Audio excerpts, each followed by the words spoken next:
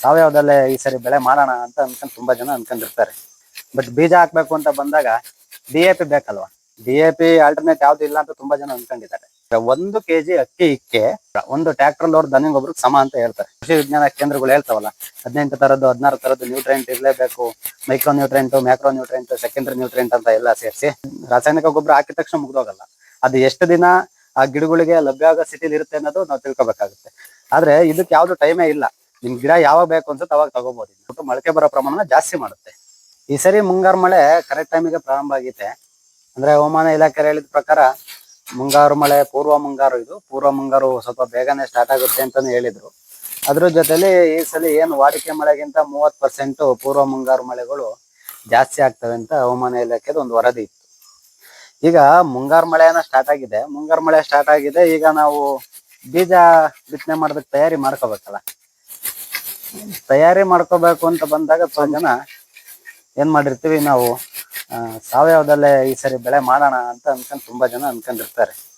ಆದ್ರೆ ಏನಾಗುತ್ತೆ, ಫಸ್ಟಿಗೆಲ್ಲ ಕೊಟ್ಟಿಗೆ ಗೊಬ್ಬರ ಇರೋರು ಕೊಟ್ಟಿಗೆ ಗೊಬ್ಬರ ಹೊಡ್ಕೊಂಡು ನೆಲ ಎಲ್ಲ ರೆಡಿ ಮಾಡ್ಕೊಂತಾರೆ.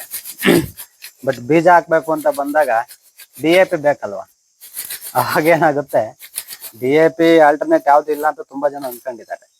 ಬೇಡ, ಇದು ಸಾವಯವ ಕೃಷಿ ಮಾಡೋದಕ್ಕೆ ಎಲ್ಲಾ ಕಡೆಯಿಂದನೂ ಸರಿ ಆಗಲ್ಲ. ನಮಗೆ ಏನು ಪರಿಸರ ಸ್ನೇಹಿ ಕೃಷಿ ಮಾಡ್ಬೇಕು ಅಂತಂದ್ರೆ ನಮಗೆ DAP ಇಲ್ದಾನೆ ಹೆಂಗೆ ಬೀಜ ಬಿತ್ತನೆ ಮಾಡೋದು ಅನ್ನೋದು ತುಂಬಾ ಜನರ ಮನಸ್ಸಲ್ಲಿ ಇರುತ್ತೆ. ಯಾವ್ದೋ ಒಂದ್ ಬೇಕು, DAPನೋ ಇಲ್ಲ 20-20 ಯಾವ್ದೋ ಒಂದ್ ಬೇಕು, ಬೇಕೇ ಬೇಕು ಅನ್ನೋ ತರ ತುಂಬಾ ಜನ ರೈತರು ಫಿಕ್ಸ್ ಆಗಿದ್ದಾರೆ. ಅದಕ್ಕೆ ಈಗ ನಾವೇನ್ ಮಾಡ್ತಾ ಇದೀವಿ ಮುಂಚೆಯಿಂದನು ಅಂದ್ರೆ, ನಾವೇನ್ ಬೀಜ ಬಿತ್ತನೆ ಮಾಡ್ತೀವಲ್ಲ, ಬೀಜ ಬಿತ್ತನೆ ಮಾಡ್ಬೇಕಾದ್ರೆ ಒಂದು ಆಲ್ಟರ್ನೇಟ್ ಬೇಕಲ್ವಾ. ಅದಕ್ಕೆ DAP ಆಲ್ಟರ್ನೇಟ್ ಯಾವ್ದು ಇಲ್ಲ ಅಂತ ತುಂಬಾ ಜನ ಅನ್ಕೊಂಡಿದ್ದಾರೆ.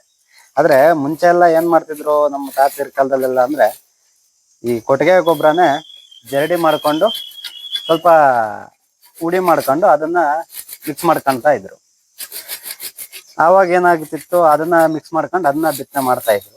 ಬಟ್ ನಾವು ಈಗೇನು ಸಾವಯವ ಕೃಷಿ ಅಂತ ಬಂದಾಗ 1-2 ಅಲ್ಲ, ನಮಗೆ ತುಂಬಾ ಆಲ್ಟರ್ನೇಟ್ ತುಂಬಾ ಸಿಗುತ್ತೆ.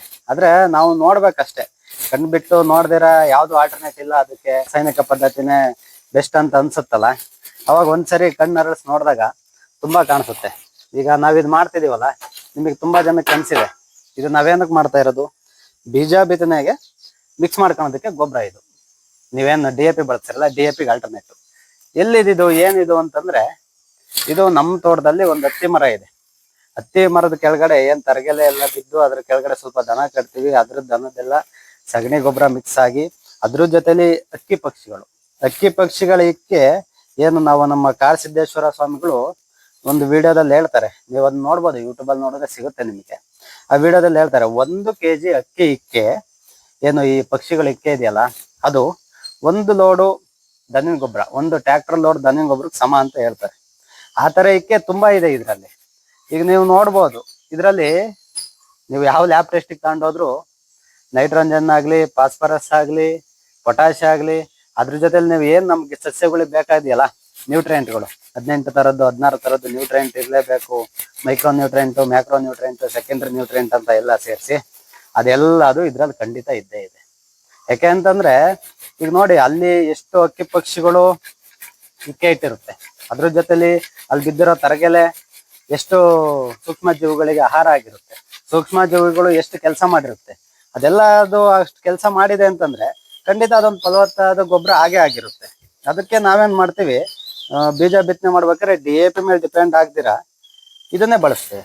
ಬೀಜಕ್ಕೆ ಇದನ್ನೇ ಮಿಕ್ಸ್ ಮಾಡ್ಕೊಂಡು, ಇದರಲ್ಲಿ ಎಷ್ಟು ನ್ಯೂಟ್ರಿಯೆಂಟ್ ಬೇಕು ಎಲ್ಲಾ ತರದ ನ್ಯೂಟ್ರಿಯೆಂಟ್ ಇದೆ. ಏನೋ ನೀವು DAP ಹಾಕ್ತಿರಲ್ಲ, ಡೈಅಮೋನಿಯಂ, ಆಮೇಲೆ ಏನ್ ನೈಟ್ರೋಜನ್, ಅಷ್ಟು ಮಾತ್ರ ಇದೆ ಅದರಲ್ಲಿ.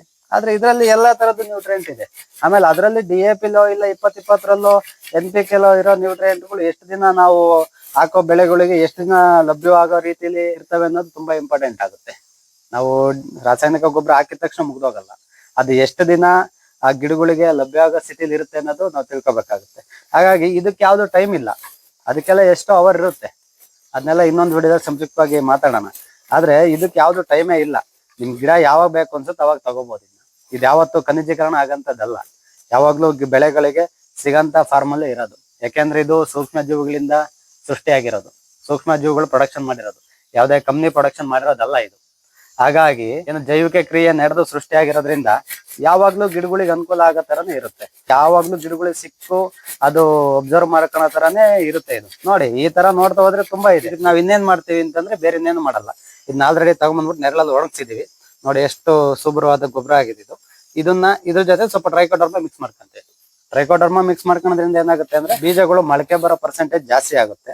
ಅದ್ರ ಜೊತೆಲಿ ಏನು ಬೀಜಗಳ ಮೇಲೆ ಇರ್ತಕ್ಕಂಥ ಕೆಟ್ಟ ಶಿಲೀಂಧ್ರಗಳೇನಿದೆ ಅದೆಲ್ಲದನ್ನು ಕಡಿಮೆ ಮಾಡ್ಬಿಟ್ಟು ಮೊಳಕೆ ಬರೋ ಪ್ರಮಾಣನ ಜಾಸ್ತಿ ಮಾಡುತ್ತೆ ಯಾವುದು ಟ್ರೈಕೋಡರ್ಮಾ.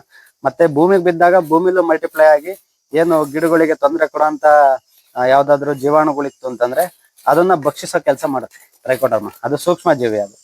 ಹಾಗಾಗಿ ನಾವು ಬಳಸೋದಿಷ್ಟೇ, ಏನ ಟ್ರೈಕೋಡರ್ಮಾ ಮತ್ತೆ ಈ ತರ ಗೊಬ್ಬರ. ನೀವೇನು ಹತ್ತಿ ಮರದ ಕೆಳಗಡೆ ಬಿದ್ದಿರೋ ಗೊಬ್ಬರನೇ ಬೇಕು ಅಂತ ಏನಿಲ್ಲ. ನೀವು ನೋಡಿ, ಬೇಲಿ ಸಾಲಲ್ಲಿ ಇರತ್ತಂದ್ರೂ, ಬೇಲಿ ಮಗ್ಲಲ್ಲಿ ಇರತ್ತಂದ್ರೂ ಒಳ್ಳೆ ತುಂಬಾ ಫಲವತ್ತಾದ ಗೊಬ್ಬರನೇ ಅದು. ಅಕ್ಕಿಕ್ಕೆ ಅಷ್ಟೊಂದು ಪ್ರಾಮುಖ್ಯತೆ ಇದೆ ಅಂತಂದಾಗ ಎಷ್ಟು ಅಕ್ಕಿಕ್ಕೆ ಇಕ್ಕಿರ್ಬೋದು ಇದಕ್ಕೆ? ನೀವೇನ್ DAP ಹಾಕ್ತಿರಲ್ಲ, ಅದಕ್ಕಿಂತ ಫಲವತ್ತ ಇದ್ದೇ ಗೊಬ್ಬರ ಇದು. ನೋಡಿ, ಒಂದ್ಸರಿ ಪ್ರಯತ್ನ ಮಾಡಿ, ನಿಮಗೂ ಇದ್ರ ರಿಸಲ್ಟ್ ಸಿಗ್ಬೋದು. ಈ ತರ ನೋಡ್ಕೊಂತ ಹೋದಾಗ ತುಂಬಾ ಸಿಗುತ್ತೆ. ಏನು ನಾವೇನು ವೈಜ್ಞಾನಿಕ ಕೃಷಿ ಮಾಡ್ತೀವಿ ಅಂತ ಹೋದಾಗ ಯಾವ್ದೋ ಒಂದು ಫರ್ಟಿಲೈಸರ್ನ ಇದೇ ತರ ಬಳಸ್ಬೇಕು ಅಂದ್ರೆ ಅದೇ ತರ ಬಳಸ್ಬೇಕು, ಈ ಟೈಮಲ್ಲೇ ಬಳಸ್ಬೇಕು ಅಂದ್ರೆ ಈ ಟೈಮಲ್ಲೇ ಬಳಸ್ಬೇಕು. ಇದ್ರಲ್ಲಿ ಯಾವ್ದು ಆ ತರ ಕಂಡೀಷನ್ಸ್ ಯಾವ್ದು ಇಲ್ಲ. ಯಾಕಂದ್ರೆ ನೀವು ಹಾಕಿದೀರಿ ಅಂತಂದ್ರೆ ಎಲ್ಲಾ ಟೈಮಲ್ಲೂ ಗಿಡಗಳಿಗೆ ದೊರಕುವಂತ ಪೊಸಿಷನ್ ಅಲ್ಲೇ ಇರುತ್ತೆ. ಇದರಲ್ಲಿರೋ ಪೋಷಕಾಂಶಗಳು ಯಾವ್ದು ಖನಿಜೀಕರಣ ಆಗಲ್ಲ. ಹಾಗಾಗಿ ನೀವು ಯಾವ ಟೈಮಲ್ಲಿ ನಿಮ್ ಗಿಡಕ್ಕೆ ಯಾವ್ದು ಬೇಕೋ ಅದೇ ತಗೊಳುತ್ತೆ ಅಲ್ವಾ. ನೀವು ಯಾವ್ದು ಬೇಕು ಅದೇ ತಗೊಳೋ ಅಂತ ಕೆಲಸ ಅದಕ್ಕೆ ಕೊಡ್ತೀರೋ, ಇಲ್ಲ ನಿಮಗೆ ಅದಕ್ಕೆ ಯಾವ್ದು ಬೇಕು ಅಂತ ನೀವೇ ಕೊಡೋಂತ ಜವಾಬ್ದಾರಿ ತಗೊಳ್ತೀರಾ? ಯಾವ್ದು ಇದೆ ಅಂತ ನೋಡಿ. ನೀವ್ ಒಂದ್ಸರಿ ಕೊಟ್ಬಿಟ್ರೆ ಅದಕ್ಕೆ ಯಾವಾಗ ಏನ್ ಬೇಕು ಅದು ತಗೊಳೋದು ಇದೀನೋ, ಇಲ್ಲ ನೀವೇ ಅದಕ್ಕೆ ಯಾವ ಟೈಮಲ್ಲಿ ಏನ್ ಬೇಕು ಅಂತ ಅರ್ಥ ಮಾಡ್ಕೊಂಡು ಕೊಡೋದು ಇದೀನೋ, ಯೋಚನೆ ಮಾಡಿ.